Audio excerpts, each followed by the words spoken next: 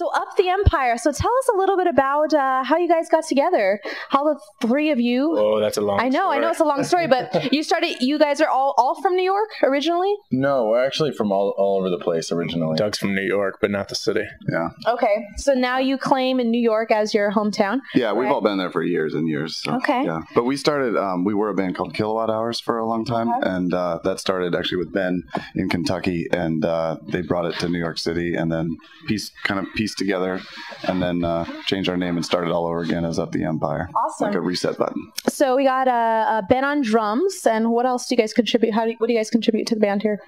Guitar. I forgot to introduce that too. So you have guitars. I play guitars. Yeah, I do some keyboard stuff. Not today here, but later. And I sing. Yeah, Dan and I sing a little bit. We both sing, and then I play bass. Okay, awesome. So Up the Empire. Tell us about that name. How did you come up with that? Because it actually, I don't know if this relates to it at all, but lately I've gotten accustomed to using the phrase "up the ante."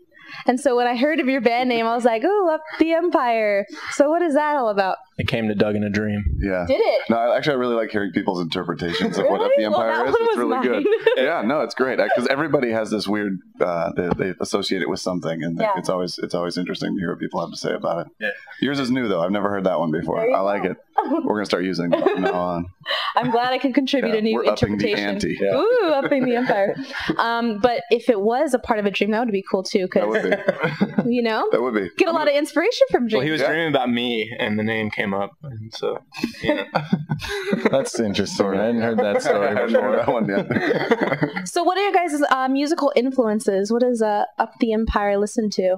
Up the Empire is all over the roadmap. We did a whole thing. We were trying to figure out what bands we listened to in common, and it was a funny little grouping of like Fugazi, Tom Petty, Sonic Youth, and Traveling Wilburys. And the Traveling Wilburys.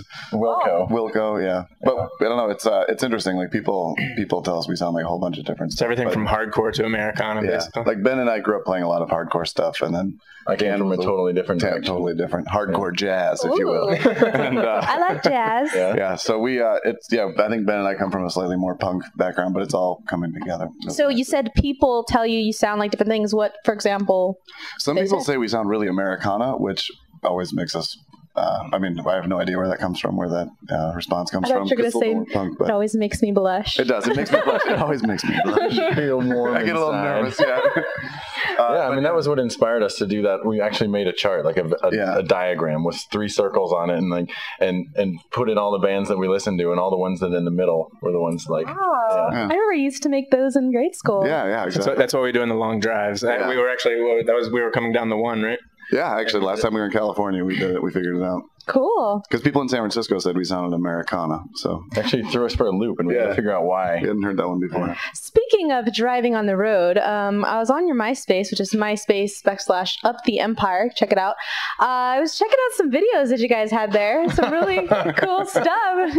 Those are all California-made videos. Yeah, that's right. Really, you know something about being in California, I guess. Just kind of it's inspiring. Yeah, it really is. It's that whole valley like part where it gets really dry. It's really pretty, but it's a long time. A long drive on the 5. So what I'm talking about is actually on their MySpace. There's some videos that you guys shot yourselves, right? Right. Just take a camera with you on the road. Right. Yeah. Okay, and then kill the time end up capturing moments that maybe we shouldn't capture. but that's good. You get the crazy moments, and they're fun to watch. So you guys are just singing along. So I forget what you guys were listening to in the car. The Red Hot Chili Peppers. Red Hot Chili Peppers. And a little Dirty Dancing. Oh, yeah. That's right. Time of your life. It was time of that your was life.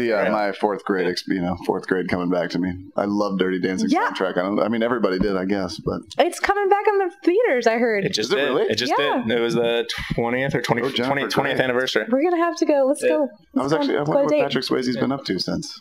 I don't know. Hard to say. Yeah. Roadhouse 4. But I remember that film and that song, and you guys captured it on the road.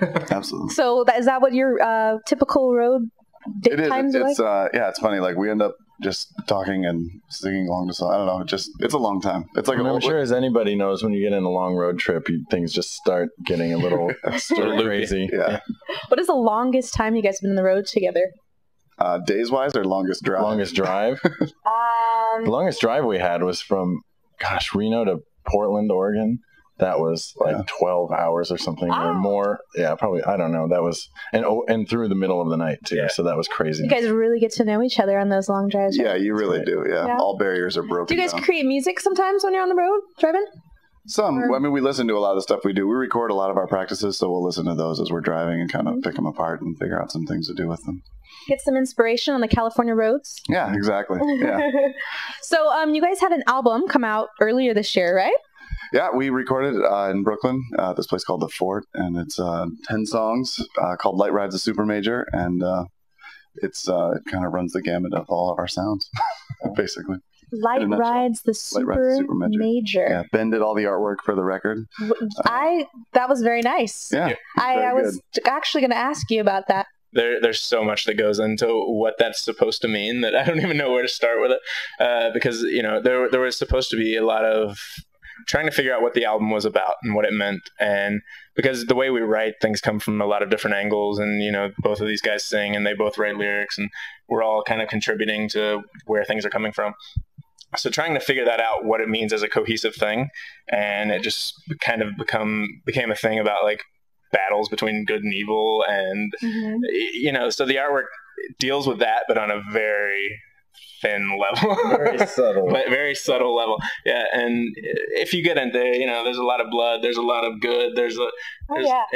And you like cats. Why do you? I don't know. There's a very specific reason to the cats. Oh, there is. Yeah, there is, and he knows. Yeah, the cat thing comes from.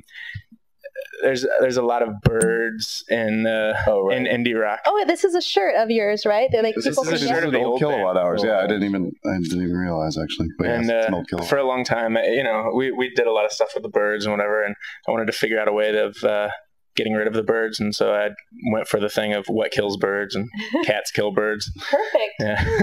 Perfect way to get rid of that bad, or not bad, but past, and bring in the new. How can people find out about Up the Empire, your upcoming shows and stuff like that? There's the MySpace, and then just uptheempire.com. We'll have a bunch of stuff. Yeah. We have a mailing list if you want to get really involved. Ooh. Yeah. That would be cool. Yeah. Can they buy any merchandise or? Yeah. There's a whole store. We are. You can go to our label site. Yeah, the Cougar label.